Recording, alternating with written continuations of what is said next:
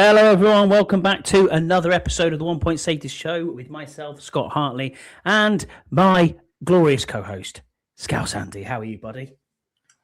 Yeah, I'm good, mate. I'm good. Yeah, can't complain too much at the moment, mate. How about yourself? Go get your own clap in there, mate, as always. Cheers, man. But yeah, man, all good at my end. Another week that's been a shorter week, so quite happy, mate, to be fair. It's been all right. It's been roasting here, obviously, weather-wise, which is just ridiculous. 34 degrees on it Tuesday, and it's getting stupid again. But what's the equivalent to the States? It was 95 Fahrenheit. Yeah, you don't have... Well, you don't have aircon, mate. It's hard work. I know you do have aircon, so yeah, you got to get some aircon, haven't you? You know what I mean? I get it, mate. I get it. But yeah, man, this is all good, mate. It's all good. Evening, everybody. Thank you for being with us, Kilted Commander, Rod, Ian. Thanks for being here. We appreciate you, mate. I appreciate you all as always. Thank you for being here. Don't forget to like and subscribe and do all them good stuff that we do on the show. We'll get into it then. Scouse OTAs has happened this week. We're back to the third iteration of off-season training, workouts, and activities. Paul, thank you also for being here. Looking at this, mate. I mean, it's been quite quiet. There's not a lot to talk about. But David Blau's offense, we can talk about that a little bit. We saw him trying to get people together in what we have seen from clips going forward. People have been coming out and talking about David Blau's offense again. Obviously, until we see it in action, we're not really going to know what's going on, mate. But what are your thoughts so far on what you've seen? I mean, it's exactly right. You know, until you see these things in real life game, live action, snaps, you're not gonna know exactly what it's about. Yeah, of course, OTAs. There's some guys standing out. Williams is looking really good at receiver. But the thing is, it's a kind of a case of, well, to be fair, you probably should be looking good right now because you're installing the actual play. As in the offense is installing that play at this moment, and then the defense is trying to react to that. And they say they're not playing at full pace. There's no full pads, full eight, and nothing like that. So you expect the offense to be a little bit ahead of the defense at the moment. So it doesn't shock me that Williams is doing well because we knew he was a good receiver. So it's just a case of can he step up to be that wide receiver too? And he's looking the part at the moment, but it's still early doors. Yeah, I mean, I've read up on John Keim. I've listened to what the press have been saying, and John was saying that basically JD5 is doing the right things you'd look for from an under center, QB. He's selling the dummy. Can he sell it as good as Kirk Cousins? I don't know about that because he, for me, is the best one at trying to sell the RPO. When he tries to do does that play action pass? Yeah. When he tries to sell it off, so we've seen a bit of that going on. With De'Ami Brown, we've got to get onto his little short interview with JP Finley, digging out Cliff Kingsbury. I mean, was it a dig? Was it not a dig? He basically said, I think his words were, and quote me on this, his words were that it was a college-style offense the last time I was here. Now I'm being put in we are being put in positions where we should be. What do you think on that? I mean, it might be a little harsh. I mean, I'm not a huge Kingsbury fan. I mean, I thought Jaden carried it a lot for us that first season. Mm-hmm. And second season he was just awful play calling, to be honest. But yeah, I think the Army needs to kind of end of the day that offense got him 10 million. Do you know what I mean? That's it. We've got him 10 million at the Jags, so he's got to kind of be thankful to a certain extent because he wouldn't have got that money here. I'll tell you that. No, that's for sure. I think he was offered like 3 million here to stay. Mm-hmm. And he was like, well, 10 million over there. Well, yeah, great. And that was only because of 2 or 3 decent catches in the playoffs. So even if it was a college offense, you still got to beat your man, the Army. And you didn't do it a lot. Let's be honest here, bro. So, you got to kind of look within first before I start ripping others in general, especially after the guy got you paid. Just saying. I'm not a big Kingsbury fan, but, it's I thought it was a little sly dig. Yeah. Yeah, agreed. And Kilted Commanders obviously come out and said the most pleasing thing is the commitment to get Terry more targets. Couldn't agree with you more. I mean, that is something that's been a standout is Terry's getting more targets. Terry's looked good moving forward. He looks athletic as you'd expect him to. Terry is good. That's why. Also the other Other players that stood out was Rashad White stood out today and yesterday, from what I'm led to believe. No Bill Krosky merit for some reason. We're not sure why, but it was an excused missing of a couple of OTAs. I'm not sure if he's there today, but yesterday was definitely not there. But Rashad White apparently has got more deceptive speed than you think he's got. I mean, White nearly run a 4.5. Running back, he's a good running back, and people think he's going to be all right. Just average. He's not. He's really good. I think, only because he had touches taken off him because of Bucky Irving. If it wasn't for that guy would be getting 1,500 all-purpose yards. Seriously, he would have in that offense if he had the ball all the time as the third, 1, 2, and third down back, which is what he is. He can do the whole lot. He can be a bell cow if you really need him to. The guy is good. He's very good, and we got him for the cheap. It's an insane deal, to be honest. I think he's going to surprise some people in our fan base.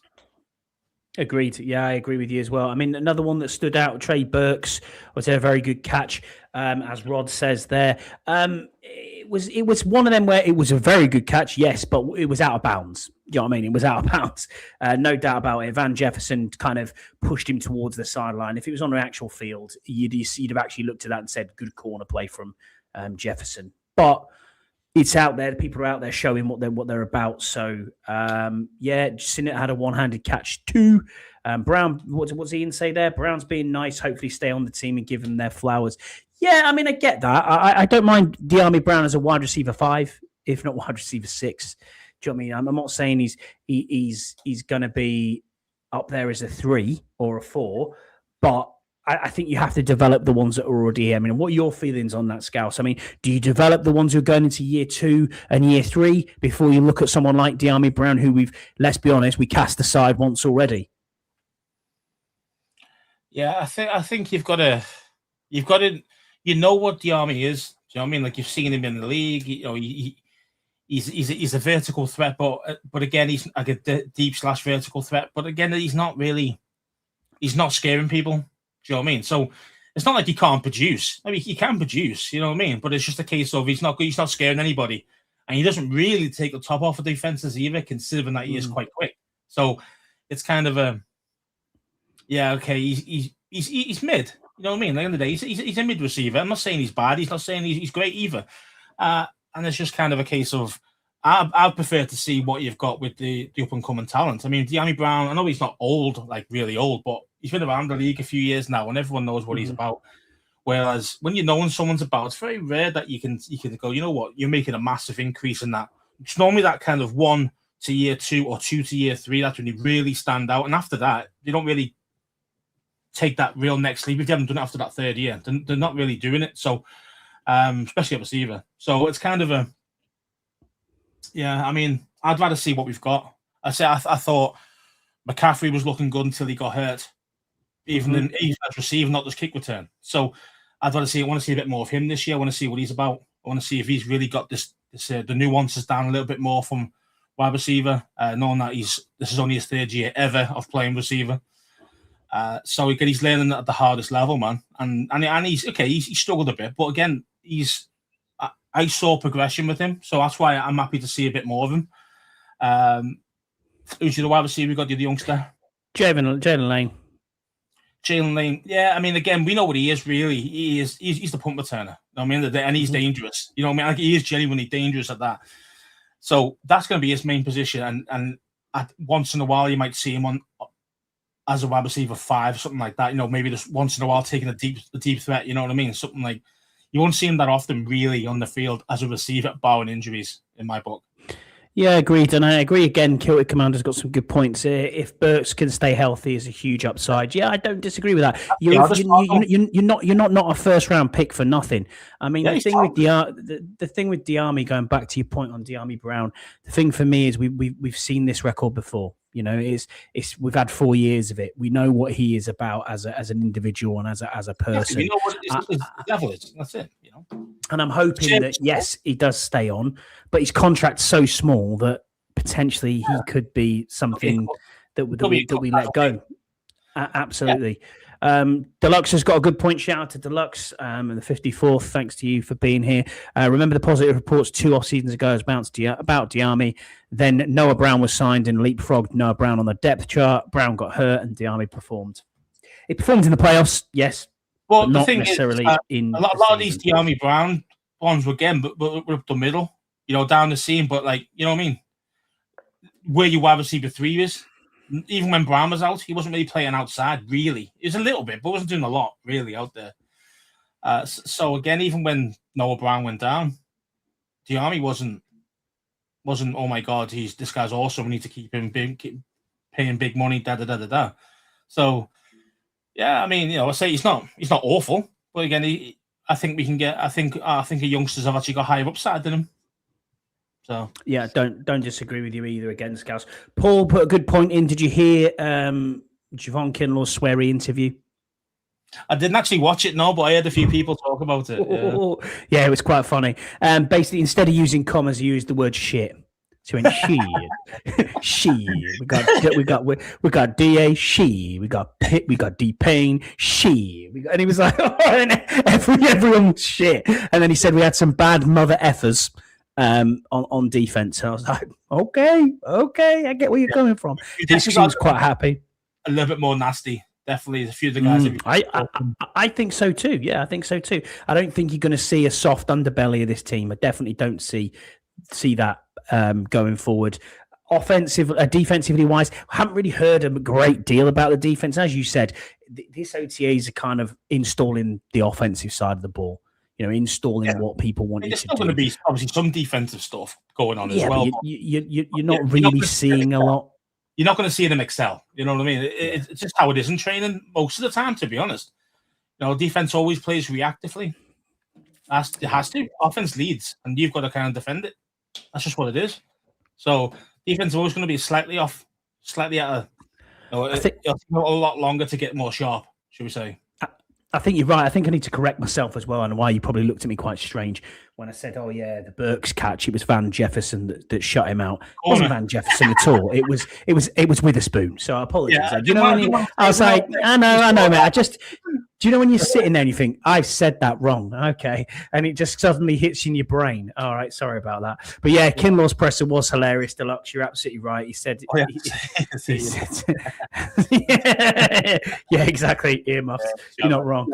But yeah, other than that, it's all been fairly positive so far. Dan Quinn gave us a bit of a word salad. Word salad press conference. Not a lot you're getting out of him now. I mean, you're not expecting to get a lot out of him now either, to be honest with you. Till we get to OTAs, that's probably where we're at. I've heard it's linked with a centre, Scouse, the centre from the Cincinnati Bengals. Apparently, we're taking a look at who could be a cap casualty. I did message you about that yesterday. I can't remember his surname. What did I say? It's Shite, isn't it? Shite. Karras, Ted Karras, who's could be a June 1st cut, $4 million cap, heavily linked here, was a 49er as well on their practice squad when he came out. Obviously they got Connor Lew in the draft this year and Brian Parker last year, who's down as their backup left guard, but is projected to play better as a center. Now, your response to me on our own personal WhatsApp was, yeah, but Burrows gets hurt every year. I get that. It's not all the center's fault, but it's like, well, no, Burrows. I meant Andy. No, I'm joking. I know. It's Joe Burrow, Joe Cool. Yeah. He does get hurt every year. You're right, but is that all in the center? I don't know. I would much rather have a starting center that we could talk about, you know what I mean, and know has got starting reps and starting games at centre. I feel more comfortable about that anyway. I feel more comfortable having somebody else rather than anyone than Allegretti, to be honest. I don't know much about this Karras fella. I mean, yes, is he the profile that AP tends to go for? Yes, ex-49er. The other day, inside out. 26 years old as well, not very old. Yeah. So obviously he's coming into his prime. So we'll have to see. If he's here, I'm going to cheer for him. I want to see what he's got. But all my thing is kind of a case of, well, Bengals have actually they Didn't he draft 2 centers over the last 2 years? Yeah, well, Brian Parker isn't a centre. He's a guard stroke centre, but they said he projected better as a centre. And then obviously Connor Lew was one of the best centres in the draft. Yeah. We know about Connor Lew. But it was a case of, so if that guy is a lot better, if the Bengals are thinking that guy's a lot better, and to be fair, $4 million, I mean, is that enough really to be purely? No, that's what they're saving $4 million if they cut him. Yeah, so it's not a huge amount of money. Saving. Obviously, it's a good saving, but it's not amazing. So obviously, they mustn't rate him. At the end of the day, they mustn't rate him because they think, well, Connor Lew's probably, why don't you fight it out for the starting position at centre rather than, oh, he's worth $4 million, let's just cut him. I mean, you can cut him later on as well, by the way. You don't have to do it right now. But yeah, I mean, it's kind of a strange one because unless they really think that Lew is just instantly a massive upgrade over him, then why would you get rid of a guy who's got some, as you say, starting experience? And even if he becomes your backup, that's still a solid backup. So yeah, it's a bit of a strange one. But again, I always try and think, why are the other teams cutting him? That's why I always think every time when someone's getting cut and it's not crazy cap savings, it's like, why are they really getting rid of this dude? And I always try to think, well, what happened? Well, we know Joe Burrow got an awful offensive line. We know that he gets hurt every single season. So it's kind of a case of, okay, yes, he's not all the problem, but he's part of it. Yeah. So it's kind of a, he might do better with our scheme. It might be the scheme problem, but could be, yeah. But it's just a case of, well, yeah. I mean, if he comes in, I'll give him a fair shake like anybody else. But yeah, I mean, but again, I think Lew would be probably starter anyway. But I'd personally, if they think he's decent, I'd keep him as a backup. Wouldn't you rather have him as a backup as if you're Bengals?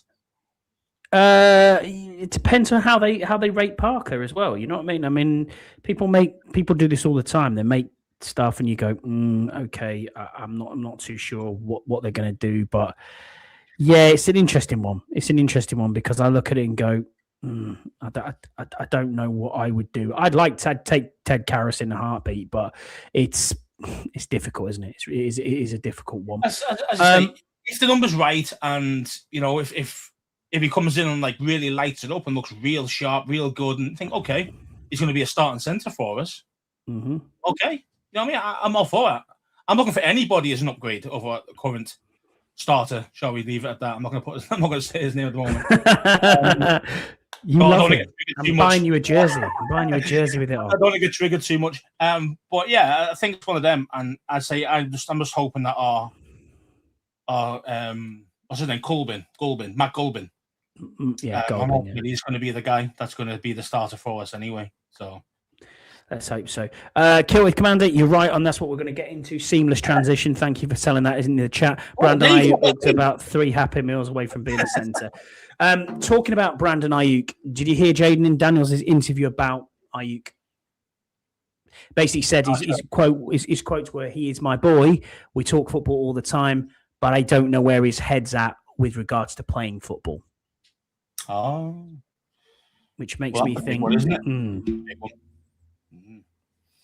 And I think it was Rod actually, who's in our chat, who talked to me, who looked at that and said, "Oh, I'm not too sure about that." I think he mentioned it and said, "Yeah, that doesn't look like right." So, yeah, it's an interesting one, but we'll go from there. Cap casualties, mate. We'll get into it. Do you see anybody on the Commanders roster right now? 1st of June. See, normally post June 1st cuts. Is there anyone on there that you'd look to go, you know what? I think we're getting into training camp that we could potentially cut and save a bit of money, or we don't need to. We've got 50 million left, so it's not as if we actually have to. For me, the first thing I'm always looking at is how much would the dead cap be on the guy that we cut. Mm-hmm. That's the first thing I look at, and it's like, well, if it's massive, is the savings worth it? And if it's not, I'm keeping the guy. So it's so. I've got no one that stands out in my head that is like, oh, mate, we need to cut this guy right now. Because as you say, we've got a lot of money spare anyway.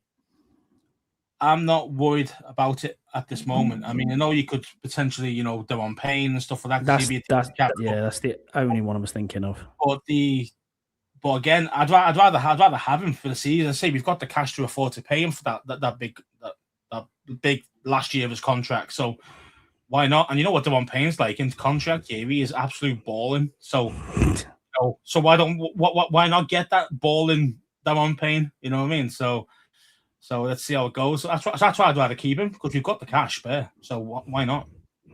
Deluxe, a great point here. He says, here's some trivia for you. Ted Karras is a third generation NFL player, also the nephew of Alex Karras. Alex Karras was a great lineman for the Lions. Alex was also the father of the TV show Webster. Well, there you go. I didn't know that. Karras has a RAS score of 4.90, which would be a huge shift from the norm for AP. Matt Goldman had like a 2 as an overall one. So, you know what? I mean, to be fair, though, centers, I mean, you can't expect them to be ultra athletic. Yeah. You know what I mean? Like, the end of the day, the big boys, you know what I mean? Like, no one's Trent Williams, who was awesome, and, Tunsil's. And that's the reason why they play tackle rather than center. Most centers tend to be, unfortunately, not very athletic. They tend to be just, most time, run stuffers, So what one thing I did like, mate, from OTAs, going back to that, was the fact that everybody turned up. Not even. Yeah. I know Laramie Tunsil doesn't always turn up to these sort of things. He doesn't have to, being a vet player, all that sort of stuff. But he's there. He's turning up. We've paid him. He's obviously wanting to be in the building. It's great to see that every single player turned out that you wanted there, and it's good. It's good for them to integrate. You know what I mean, and learn. Like I say, because Tunsil never really does it. Never didn't do it at Houston. Didn't do it at Miami. No. So obviously, I think even he knew that. I think he needed to be here because it's a new offense. It's a new offense. Mm-hmm. I say it's a new coordinator. He needs to know what the hell the scheme is. At the end of the day, exactly. Like normally, because he's a vet, and he's probably after one season, you kind of know the scheme as in his position. He knows the scheme. He knows the calls, so he doesn't need to come in and practice it more with the team. Where he can just do his own thing, keep himself healthy and fit outside of the team. But it's one of them things. He knows himself that he needs to hit the ground running as well. We just paid him big money. He needs to be there and show and become a leader as well. So. Yeah, Kilter Commander again says, so nice to know how many contract dramas casting a shadow in the off season. And Rod's obviously with us. He says, we'll get into tickets in a minute. Rod says DP contract year DP in a contract is a monster. Yeah, he's wrong. You're not wrong. Always is. I mean, that was his highest sacks season when he was last on a contract. And you think to yourself, okay, that's and he probably will. And I say we've got actually a lot more pieces around him on the D line now that really could unleash him a bit even more. So I'm expecting big things from Deron Payne this season. Really am. Me too. Absolutely, me too. We'll get into it then, mate. Secured tickets, not secured tickets. What's going on with the London game? Yeah, yesterday, I believe it was, there was an Amex pre-sale. The Amex pre-sale went on, and a lot of people found the usual shit that we have with Ticketmaster, where you're in a queue for hours on end, then suddenly it breaks. All the bots have got their tickets. Some people have got some people haven't got them. There are various different schemes for Valiants who put that up there saying when do tickets go on sale. The first option was obviously Amex pre-sale. I know some people got an Amex card. Is that American Express? American Express. Yeah. They got an American Express card just to be in with the view of buying these tickets. And then what else happened? Then after that, obviously, we've seen that people have got tickets and other people haven't. Bit of a hoo-ha from season ticket holders in the UK saying, well, hang on a minute, we haven't got anything. And then the Commanders late yesterday said, oh, there's an opportunity to get tickets if you are a season ticket holder. That goes out on the 4th of June. And then also at the same time, I think it's the 7th of June, I believe, is the normal general sale ballot. Let me just check on these dates so I'm not steering anyone wrong. Yes, 7th is the general sale is when it goes out. There is also a pre-sale again on the 5th. And it's for what we call Tottenham season ticket holders, is what it says. But it's not Tottenham season ticket holders who have season tickets to the football. It's Tottenham season ticket holders who've had the NFL season ticket pass in the past. So you know how people like Peter Chilton, Tony Wheat, etc., they've had a season ticket for the NFL London games at Spurs. And now, because the NFL stopped that, they're giving them an opportunity as well to get tickets earlier than the general sale. So there's prices are a disgrace. Kilty Commander, you're absolutely right. 7th of July. Thank you, Rod. 7th of July. I was going to say, is it June or July? I was going to say that. 7th of July. Yeah, you're right. Thank you, Rod. I saw that as June. My apologies. But yeah, prices are a disgrace. I get that. Kilty Commander. What was my ticket? £235. A lot of money. Yeah. It's a lot of money. It is a lot of money. We talked to something like that. Yeah, just over $300. Yeah, we $317. I think it is. It's a hell of a lot for a one-off game. We talked about this last week. People being priced out of going to the games. If you're a family of 4, it's very, very difficult. It's really, really difficult to do. I get that. I understand exactly where you're coming from, but it's. What do you do? What do you do? I mean, I don't know. I'm going, definitely. We had this as well. Scouse, we'll get on to yourself. We'll look at further down the line and see what we can do. But yeah, it's a difficult one, mate. Especially with some people in their own financial situation. They are. I paid 82 back in 16. It's probably going to be close to 200 now, I'd imagine. Yeah, well, you played a Cat 1 ticket, Scouse. What was yours? 100 when you went with your brother? Just over 130, including fees. So 130, and now it's like 240 for the same. 245. Yeah, 245. 245 for the same ticket, basically. Same cat. So there was £10 difference in the ticket category. So I'm a Cat 2, which there was no Cat 1s available. So it's like, okay, not because they've been taken. It was just not because they've been taken. They just weren't for sale. Oh, okay. So it's like, okay, what can you do? So ours were 235, which is a bit of a joke, really. Kilty Commander says Madrid was incredible. It was worth it. Yeah, I totally agree with you. Absolutely. But I think when you're watching him this 5, Cat 4. My God, 82 back in 2016. Yeah, I mean it's madness. It's absolutely madness to get on there. But it's because we believe it's a one-off. It's like, yeah, we'll go to that because of this side of the pond. And I suppose in some ways we've had to sacrifice it this year where we're saying we're not going to go to the States. Probably. Yeah, unfortunately. Yeah, I think that's going to have to be the way. It's just because the way it's worked out, hasn't it? I mean, it's week 3 absolutely. is our first home game. And then week 4 is London. So it's just a killer for anybody who wants to do both those games. And technically, we probably would have tried to, or most of the time we would go to the first home game. We never normally miss the home opener, do we? That's the thing. Well, we've not missed it for the last 5 years. You know, I mean, we've been going for the last 5 years now for the first home game. And we've been lucky that most of the time it's been week 1. Mm-hmm. And then, when there's been Madrid, like Madrid last year was November, so it was like a week, 13 or something like that. Something like that, yeah. So we're plenty of time to kind of get the cash together to go to the second one. Whereas this time around, it's just back to back, and it's just too much, mate. I mean, I love the team, but it's just too much money, like. Paul's obviously a man after your own heart. Scouse will put this up. He says, I need to spend more to get lowered down seat than Madrid last year. I had to drink 10 pints before even attempting to get that high because I get vertigo. Thank feck for the cheap Madrid beer. Yes, you suffer from that as well, don't you? Yeah, I hate heights, mate, in a big way. I just can't deal. Like, I mean, I asked Peter Chilton, one time I went for a spare ticket for a game. I can't remember who it was. It wasn't us. It was, it was just a normal NFL game. But he was up in the gods, and literally the clouds were like at my face. You know what I mean? Like it was that high. So I was just like, oh, I felt literally sick, like nauseated a lot. I couldn't stand up, man. I was holding on to the pole and everything. Mate, it was just like I just did not enjoy any minute of it, to be honest. And that's just because of the heights. It's just awful, mate. Yeah, I don't think my missus is the same when I took her to Wembley this year to watch the Jags. We were literally right at the back.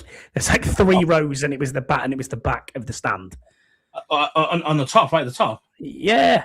Oh, mate, no, I'd die. And she was like this. Oh, no, yeah. You know what I mean? I was like, when it wasn't full and there was nobody in, it was like, yeah, I don't like this. But then when people get in and it's, it's filled up, it's like, actually, it's not too bad. Do you know what I mean? Because you can kind of get your depth perception. Whereas I think when you're up that high, it's like, yeah, this ain't good. One thing I will say for Spurs is there isn't a shit seat in the stadium. Doesn't matter where you sit, you're going to get a decent view. But yeah, man. Yeah, Tottenham's made the new stadium's made that way, isn't it? So it's I've said I've not been right at the top, but I've been a couple of times to Spurs, and it's always been pretty decent, like as in view wise. Agree. Level 4 is my absolute limit. Any higher, I need oxygen. You're not wrong, mate. You're not. If it got too high, I'd just rather go to the bar and watch it instead. yeah. Honestly, even though paying to go in, I'd rather just watch the game on TV. There's another good point. There was another good point that's brought up by Paul. We probably need to get into this. The obsession with Jaden Daniels' weight is getting a bit stupid, isn't it? As long as he can throw, run, and go through the reads, I don't care if he suits up like Kate Moss. You're not wrong. There's been a bit of an outcry about him. Oh, he's got thin arms. Oh, he doesn't look like he's put any weight on. And then you've got John Kime saying, oh, well, it looks like he's beefed up a little bit.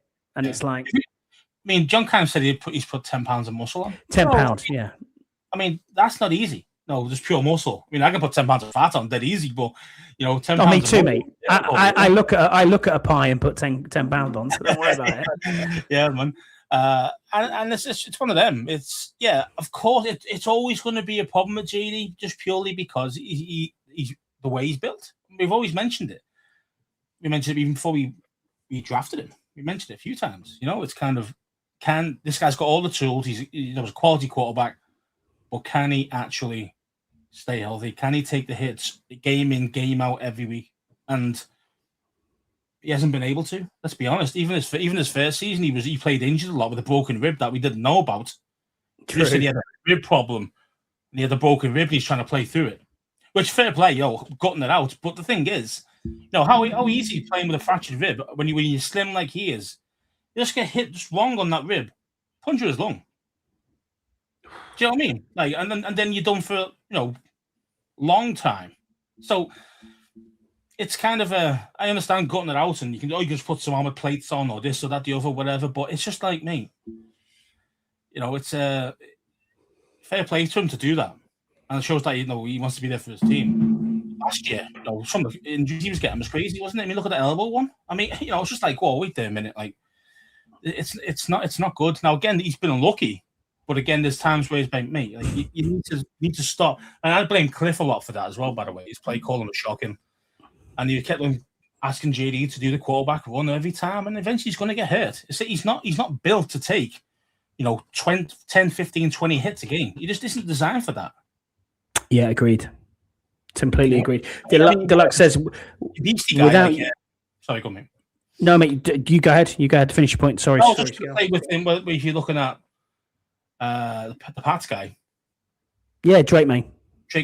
He's built to take it. He's 6'6".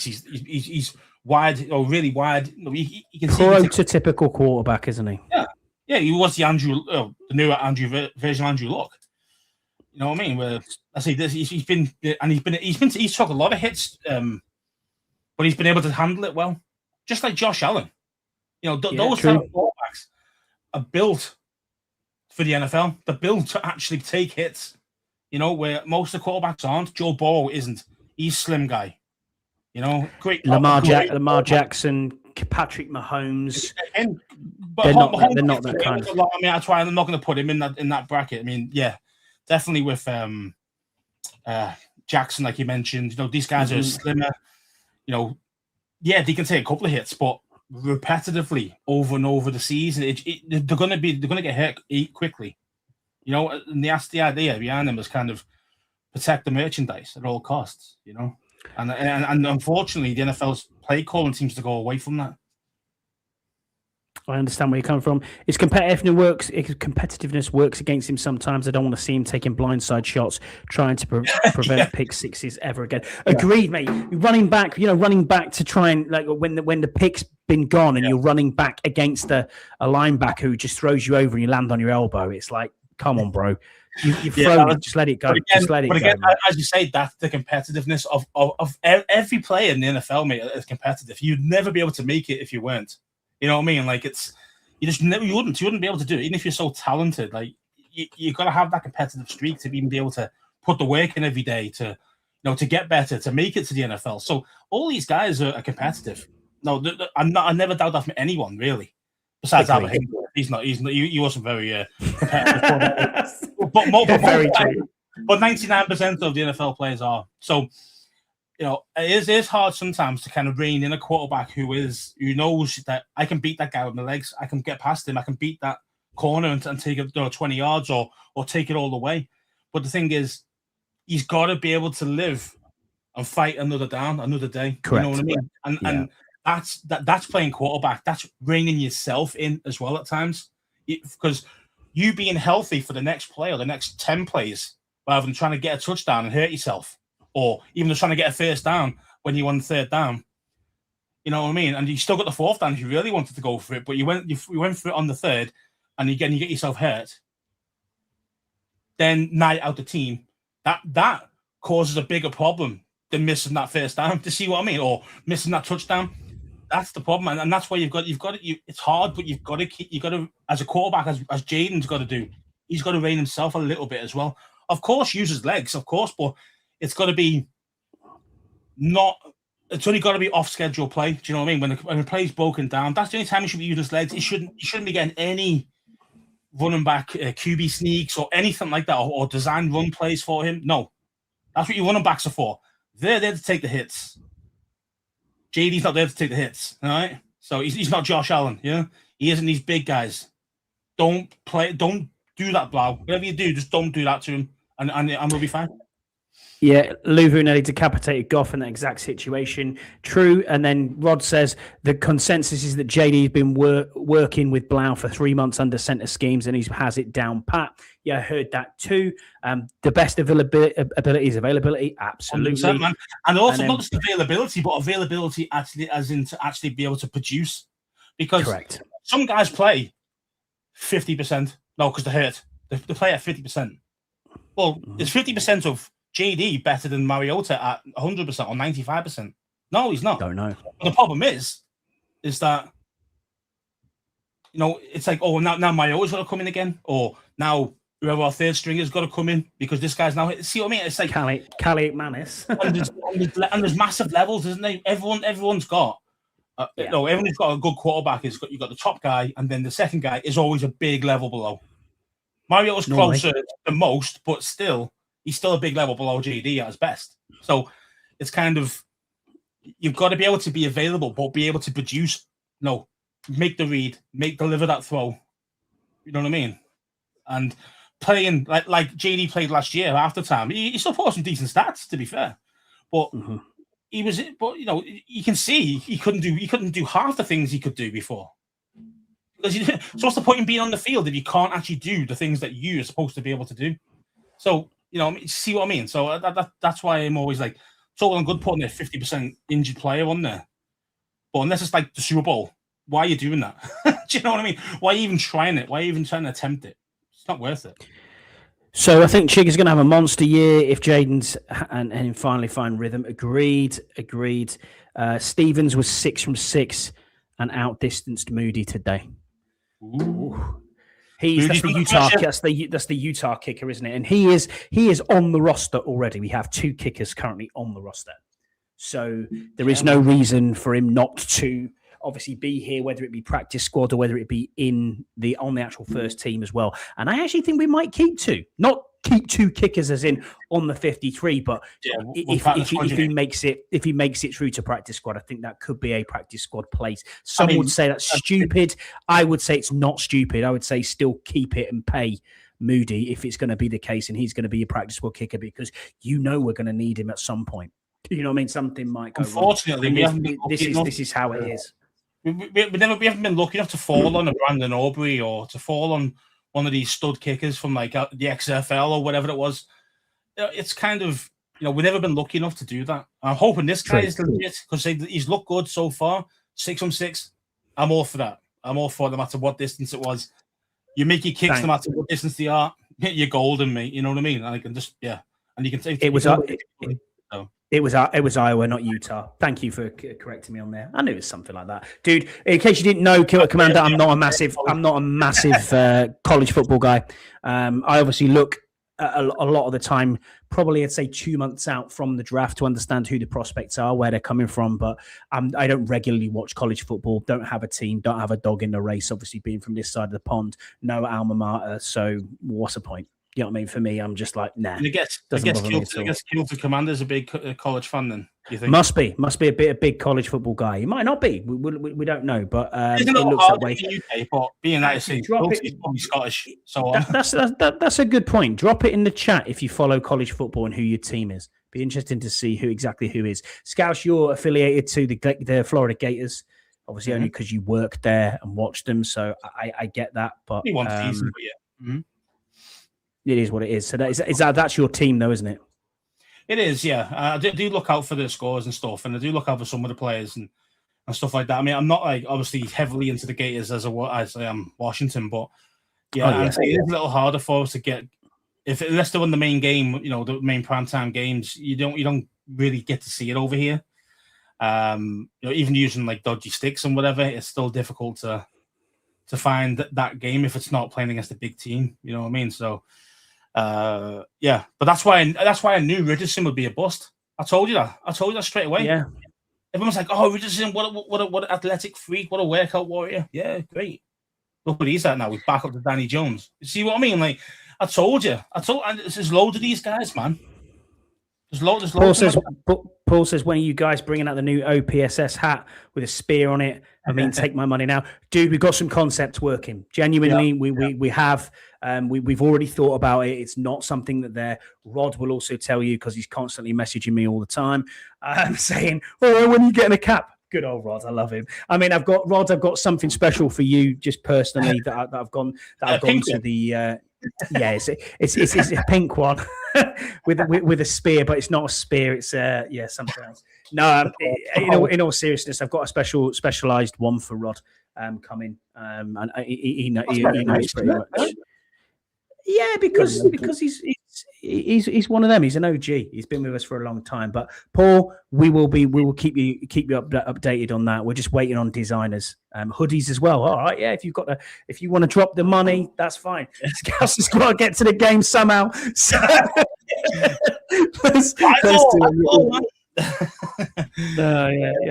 We'll sell 11. It'll be fine. But yeah, it'll be similar prices to what if you bought a hat or a hoodie or a t-shirt last time. It'll be very similar prices. We're not going to take the piss. We don't do that, people. There's been some very nefarious characters online who we won't mention any more out of that. But yeah, we're not like that at all.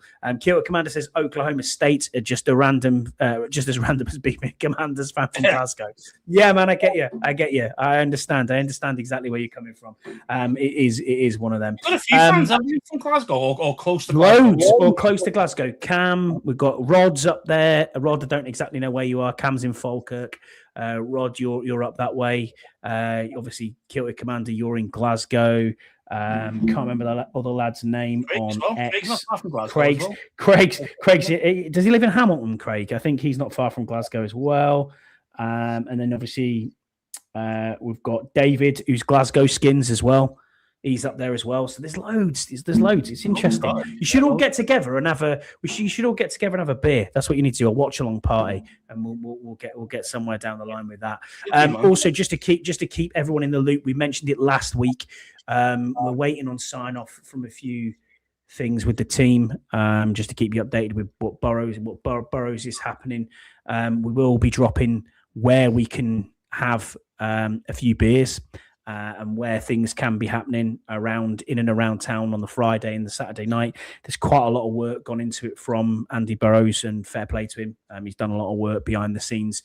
It will be probably next week by the time we drop something. But yeah, just watch out on the social media channels. We'll be promoting it everywhere. You'll all see what's coming. There has been a lot of work gone into the background, so it's worth looking to. Uddingston, even the home of Tonic's caramel wafers. Now there is a biscuit that you cannot have. For me, the only Tonic's a tea cake. Yes, 100%. Tea cakes. Yeah, man. Tea cake. See, I'm a caramel wafer guy. My wife's the tea cakes. She loves the tea cakes. Tea cakes a different level. To be fair, caramel wafers. If you're on the other side of the pond and you're listening to this, you're probably like, "What the hell are these two talking about?" Absolute weapons. But yeah, we'll get something out pretty soon on where and what we're doing. The team event in Madrid on Friday was incredible. Hopefully, do something similar. It would have been incredible, mate, if you could actually get into the bar. But it was far too small. It was far too small, and it was really difficult to get in. Put it this way, you should be okay this time round. I can't say much more than that, but yeah, we'll it's not for me to say either, to be honest. But watch this space, and we will have something out pretty soon on that. Going back to the actual title then of this show, Scouse, are the Commanders legit in 2026? Are we a playoff team? 8-1 with the bookies at the minute. It's about midway. 8-1 to make the playoffs. To make the playoffs, 8-1. Yeah, we're predicted to be third in the NFC East as it stands at the moment. The over/under is 7.5 wins as well. I think we can achieve the over. I do too. I think we can achieve the over. It's just the case. Say it's just quite. It's a tough one because we do have a hard schedule, but but on paper we look a lot better than what we were last season. So we're always kind of gonna hope that we do make the playoffs, because I think for a team like Washington, playoffs is the bare minimum. It's the bare minimum. If you get knocked out first round, yeah, we're unhappy, but at least we got to the playoffs. Yeah. Whereas, obviously the whole goal is to win the Super Bowl, but at the end of the day, playoffs for a team like Washington, or the history of Washington and the standards that were before the horrible Dan Snyder, then we should be like every single year we should be in the playoffs minimum. Absolutely agree with you. 46:20 for timestamp guy. It sounded like that was a motorbike going outside your house, Scouse, unless you've got Jesse Martin stored in your spare room. I don't know. Is this? Yeah, I just said 46:20 on the timestamp. Go back and listen to it. You'll hear a motorbike outside your house. I just heard it there. But I did think, was it Jesse Martin just farting? I think it's your sound is awful, not mine. Might be. Never know. We'll get into our fan questions then, mate, while we're here. Let's have a look at what we got on there. So Paul Turner, who's in our chat at Having a Radox, his first question is, if you both had to compile 10-song playlist for London songs to have on the bar for the fan rally in October, what songs are you picking? Please let none of the playlist be Burrows drunkenly singing Spurs songs. So when you mean that question, Paul, do you mean like it has to be London songs as in London bands and stuff like that, and London music related to London? Just any music that would be suitable for London for the NFL. That'd be interesting to find out what he means, because for me, I'd be looking at some classics. Like I'd like Cigarettes and Alcohol from Oasis. I'd like Blur. Park Life. Anything That's London? Probably one. Anything London. It's hard, isn't it? I mean, London Calling, maybe by the Clash. Yeah, something like that. Definitely, definitely on there. Yeah. Going Underground, Paul Weller. Yeah, that's got to be on there, isn't it? Who's the guy who sings "Dry Your Eyes," mate? Not that song, but. I know what you're on about. Yeah, I think something like that. But yeah, to be fair, mate, most London bands are shite. Let's face it. Yeah, I know what you're saying. Am I wrong? It's not. No, I mean, I was thinking you were going down the road of like Sweet Caroline and fucking The Killers, Mr. Brightside, and do you know what I mean? Them sort. Yeah, I mean they're great songs. They're the tunes you want on to pump it up, but yeah, 100%. But obviously, say for just anything London-based or London-ish style, then you probably look at like London. Definitely do Blur, Rolling Stones. They got loads of songs there. Sex Pistols, Coldplay, I suppose you could say, London. Something just like this. Yeah, but you want something that's kind of like up. I mean, Coldplay here. You want something a little bit more upbeat, Queen. We are the champions. That'd be useful. That'd be mega. Pink Floyd are there. The Who, obviously. Yeah, you've got the Who. I mean, it says here the Police, but Sting, you can't really say he's from Newcastle. So, you know what I mean? It's like, no. But Blur, yeah, the Kinks, Dire Straits, again. So a lot of these are Geordie rock band. bands, aren't they? Really? Yeah, Geordie band, really. Dire Straits. So it's, cheating. Cream, Mumford and Sons. I'll wait.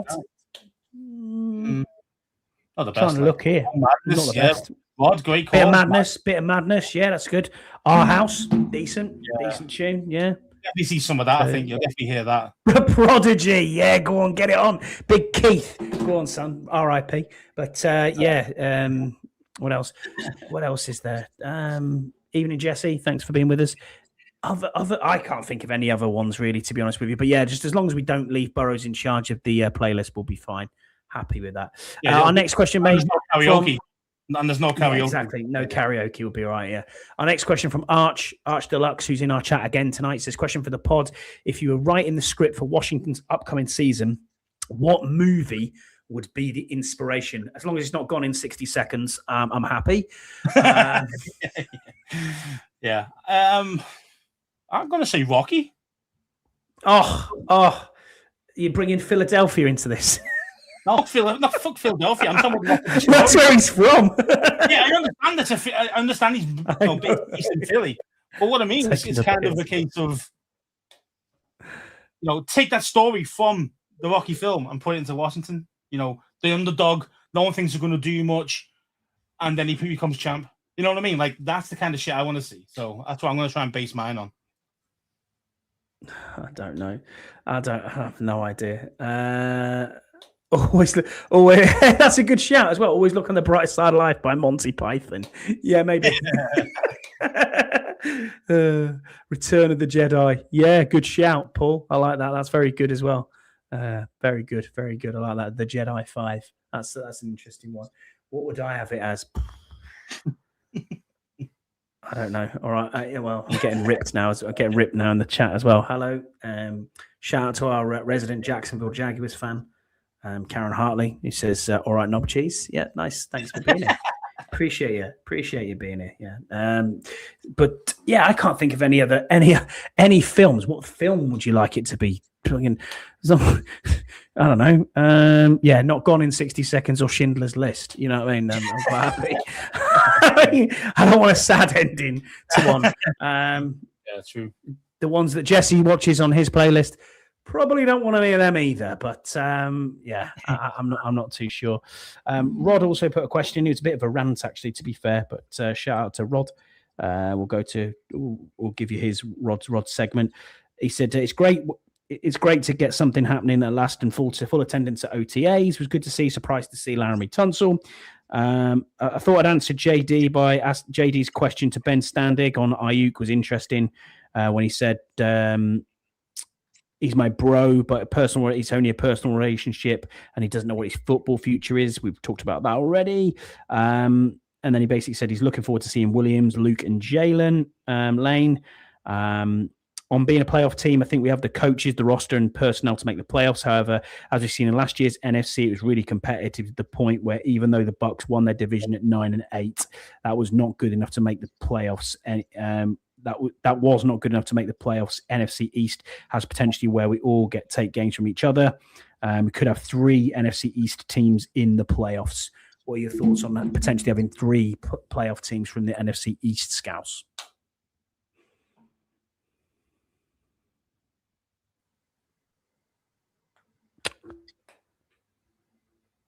Don't know if I lost you there for a second. What's happening here, mate? Have you got me or? I've got you. Yeah, I've got you. Yeah, I've got you. Can you hear me? I can hear you okay now, yeah. Oh, yeah, we just had a bit of a technical glitch there, so apologies for that. I was just saying, what are your thoughts on potentially, as Rod suggested, having 3 NFC East teams in the playoffs?